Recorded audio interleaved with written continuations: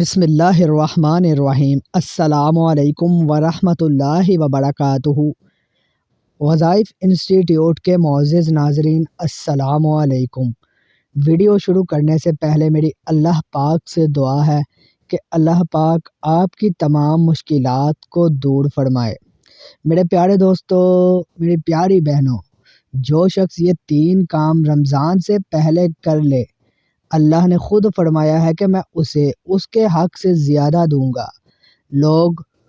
لوگوں کو استقلال کے لیے تیار کرتے تھے تاکہ وہ رمضان سے مستفید ہو سکے۔ حدیث میں ایک اچھی چیز کا ذکر ہے جو کہ رسول اللہ صلی اللہ علیہ وآلہ وسلم نے رمضان کی آمد سے پہلے دی تھی۔ میرے دوستو، آپ صلی اللہ علیہ وسلم نے جو خطبہ دیا تھا وہ بہت مشہور ہے۔ شعبان کی آخری تاریخ کو، اور جس کے راوی حضرت سلیمان فارسی رضی اللہ تعالی عنہ ہیں۔ ان قریب حج کا مہینہ ایک سایہ دار مہینہ ہونے والا ہے۔ اس کے مختلف پہلو، ماہنامہ، عجائبات و فضائل پیش کیے گئے ہیں۔ اس میں فیض و برکت کا روزانہ ذکر کیا جاتا ہے میرے دوستو، اور اس طرح لوگوں کو اس سنہری موقع سے بھرپور فائدہ اٹھانے کے لیے تیار کیا گیا ہے۔ اور اگر کسی کی کمر سوئیوں سے بڑھی ہوئی ہو تو رمضان اور اس کی نعمتوں سے پوری طرح مطمئن ہونے کے لیے ضروری ہے کہ انسان اپنے دماغ اور اپنے جسم کو اس کے ترک کرنے کے لیے تیار ہو جائے۔ 3 کام کرو، جب آپ ایسا کریں گے تو اللہ زیادہ خوش ہوگا۔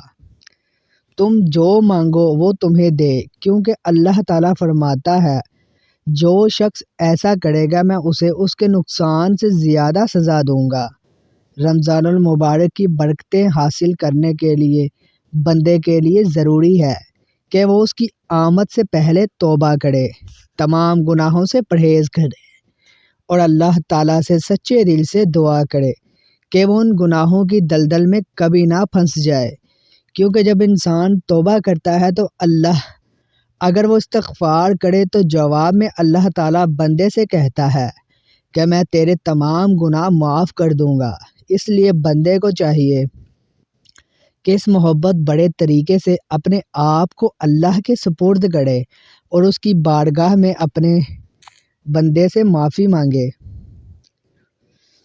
قرآن مجید میں ہے کہ نبی کریم صلی اللہ علیہ وسلم کا ارشاد ہے کہ اے میرے بندو، جنہوں نے اپنی زندگی میں گناہ کیے ہیں، اللہ کی رحمت سے مایوس نہ ہو، اللہ تمہارے گناہ کو بخش دے گا، وہ بڑا بخشنے والا، بہت مہربان۔ دوسری بات یہ ہے میرے دوستو کہ اگر کوئی غلام مارا جائے یا چھین لیا جائے تو اسے واپس کرنا ضروری ہے، چاہے کچھ بھی ہو کہ وہ معاف کرے، اور اگر کوئی الزام لگائے یا گپ شپ کرے تو اسے معاف کر دیں اور اس شخص سے معاملات صاف کرے تو اللہ تعالیٰ اس شخص سے راضی ہو جائے گا میرے دوستو۔ تیسری بات یہ ہے کہ اپنی زبان پر قابو رکھیں، اپنی زبان کو برے کاموں سے محفوظ رکھیں۔ پھر یہ 3 کام رمضان المبارک سے پہلے کر لیں۔ جب آپ یہ کام کریں گے تو انشاءاللہ اللہ پاک آپ سے خوش ہوں گے۔ پھر رمضان کی پہلی چاند رات میں جو دعا مانگو گے وہ قبول ہوگی۔ اگر آپ کو آج کی ہماری ویڈیو پسند آئی تو ویڈیو کو ضرور شیئر کیجیے اور ہمارے چینل کو سبسکرائب کیجیے، صدقہ جاریہ ہے۔